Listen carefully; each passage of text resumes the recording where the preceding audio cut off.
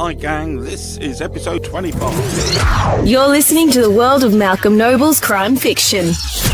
More chat later on, but this week, Emily's in charge. Hi, I'm Emily Brooks, and here is the latest news from the Good Ladies Thriller Library. Lizzie Waldron's Day Return is a detective drama already scheduled for broadcast on 102.3 HFM on the 18th of February. It's 20 minutes of family-friendly radio.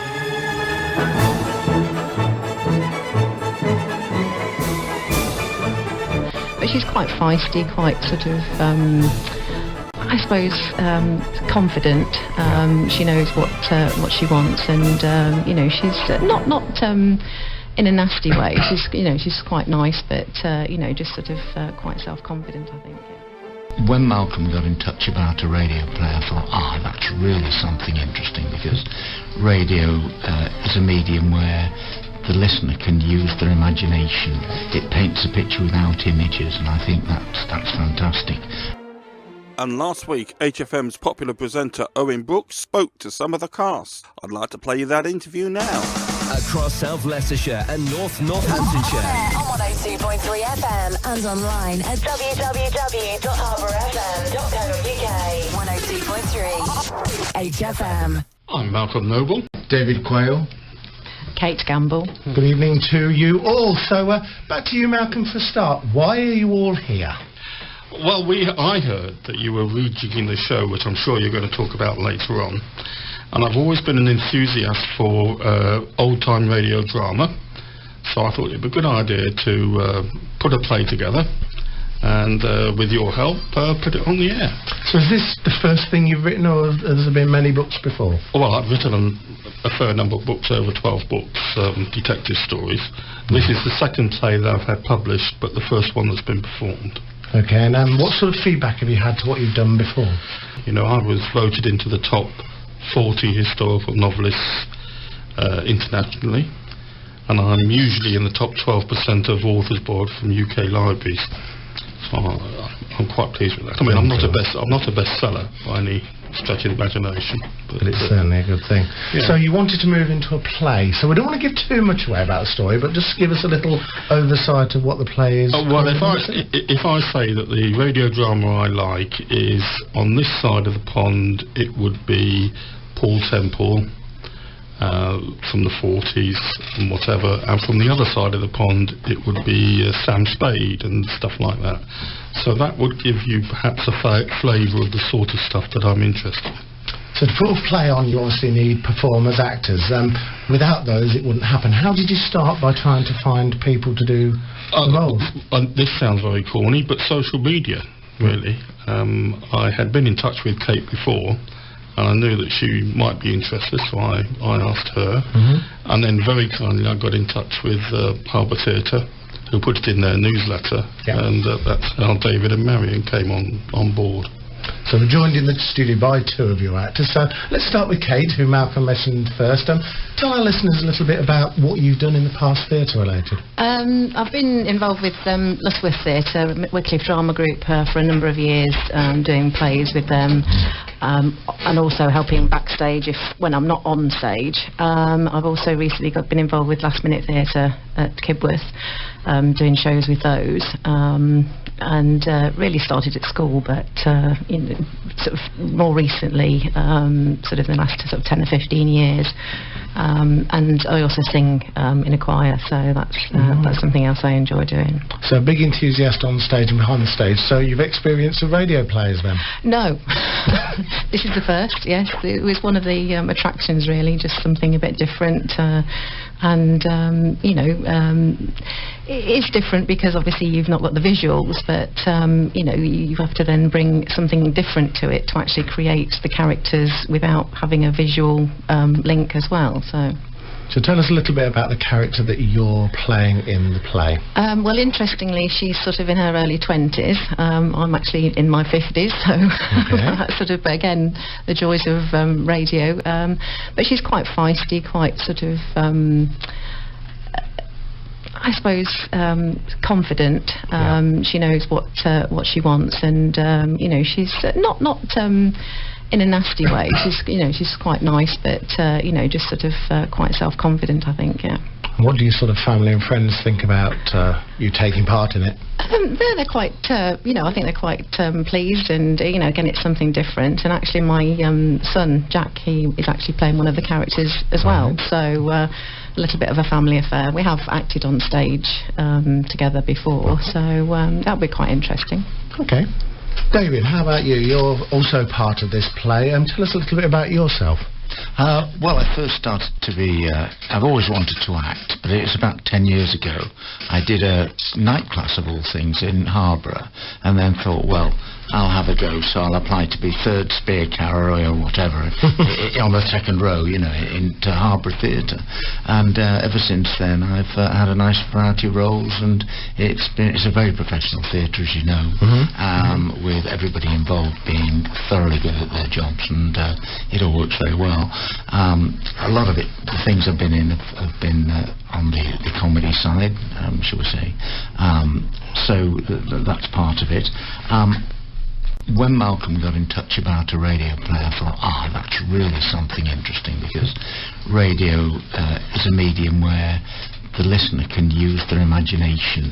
It paints a picture without images, and I think that's fantastic. Completely new to me to go on the radio in that way, but I'm looking forward to it. I think it's very exciting, and Malcolm's written a really good play. I was about to say, you sort of answered the question, what it was that attracted you to take part. Yeah, it was that really. It was something different. I haven't been on stage for a few years because I've had health issues, and I think it's true to say, isn't the phrase that I've got a good face for radio. That's why I'm here. So again, tell us a little bit about the character you play in the play. Okay, they're all policemen. It's a number of policemen. So my trick will be to try and create a different persona for each, and perhaps a bit of voice change. Who knows? Yet to work on that, but they're all policemen of one seniority or another. Right, okay. So Malcolm, tell us, we're obviously joined by two of the actors, but they're not all of the people in your cast for this show. Tell us about who isn't here tonight. No, well, the people who aren't here tonight are Kate's son, Jack, who plays his mum's girlfriend. How's that for a... Right.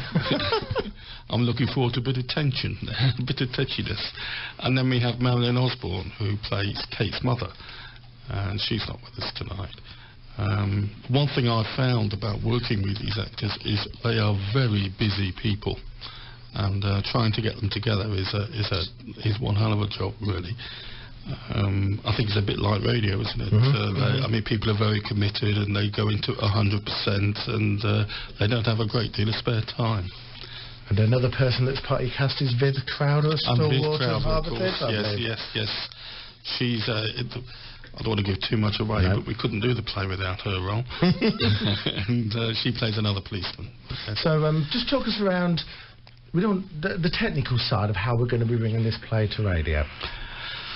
Well, it will be an experiment, really. I mean, we're going to bring it... I want it to be live, because I want it to have that buzz. And I want it to progress at a fair pace, so we're going to have just the bare minimum read-throughs, and then we'll do it live in this studio. Yeah. So it'll be very bijou, and, but that's the way I want it to be. For people who know the size of this studio, it's not the most biggest of spaces, is it? I'd like to conjure up the image in the listeners' minds of 3 or 4 actors standing around a microphone, speaking for real. And as it was done in the old days. Now, will I have to bring any coconut shells in, Malcolm? Oh yes, yes. We'll need a horse. The odd jet plane won't go amiss. Now, if people like what they hear, is there going to be a way of getting copies of the play, or is it linked to a book of some sort? It's published as a book, as a play, as a script paperback this week. Copies are a bit overdue, actually, but yes, that will be available. And hopefully we might be having a souvenir edition done in February. But I'm still negotiating on that. So back to Kate and today, sort of, what is it you're looking forward to? Is there something you want to say to people listening that's really going to get them to come along and listen when we broadcast? Well, I just think it's nice to actually sort of sit in your own home in a comfy chair and just sort of sit back and listen to a play, as David has said, you can actually lose yourself in the play and actually, create the characters in your own mind. And sometimes that's quite nice, rather than actually having the visuals to sort of, which preempt what a character looks like in your own mind. You can, see it, and it's nice to have something different, a little bit more, different, an old-fashioned, well-written play. Okay. Yeah, I agree with everything Kate said, of course, and radio stood the test of time, despite the rise of every other medium that's going, and in particular I think drama's been very strong on a lot of the radio, so it's very exciting to have the chance to be involved in something here in Harborough doing that. Fantastic. So finally, Malcolm, back to you. The play, what's it called, and when are listeners going to be able to hear it? It's called Lizzie Waldron's Day Return, and thanks to courtesy of Owen Brooks, it's going to be on this show on the 18th of February at 7:30. Fantastic. My thanks to Malcolm, to David and to Kate for joining me in the studio this evening, and we look forward to the 18th of February 2016. Ladies and gentlemen, thank you for listening to episode 25 of Between the Lines and Behind the Pages, an audio podcast for followers of Malcolm Noble's crime fiction. I want to thank Owen Brooks and HFM for helping with this episode, not forgetting Emily Brooks. My thanks also not only to Kate Gamble and David Quayle, but also to Marilyn Osborne, Jack Gamble and Viv Crowther for their supporting Lizzie Waldron's Day Return. I need to thank YouTube and Freeze Effects for the royalty-free music, and also Music Radio Creative. My website is malcolmnoble.com. I hope you'll take a look at it. My latest novel is The Baker Street Protectors, a Ned McCrae adventure. It's available wherever you buy your books.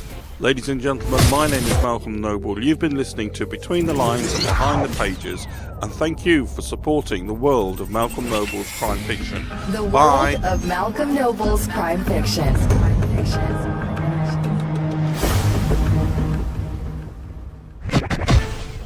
The Baker Street Protectors, a Ned McCrae memoir by Malcolm Noble. The unmarked grave of Mr. Sherlock Holmes will be disclosed only when a peeler emerges from the fog with his Victorian lantern held high. You're listening to the world of Malcolm Noble's crime fiction. Then the true secret behind Conan Doyle's short story, The Copper Beeches, will be unearthed. But who is this lone Bobby, destined to follow the trail of muddy murder from the dark alleys of Good Ladies Junction to the forsaken creeks of the Solent?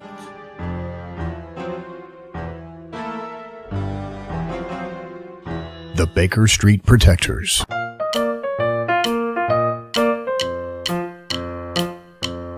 Hi, I'm Christine, the crime writer's wife.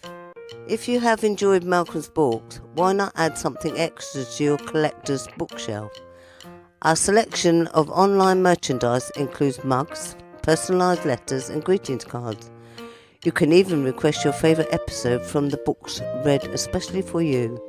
Visit malcolmnoble.com or go straight to our budget page on £5. That's 5squid.com and search for Malcolm Noble.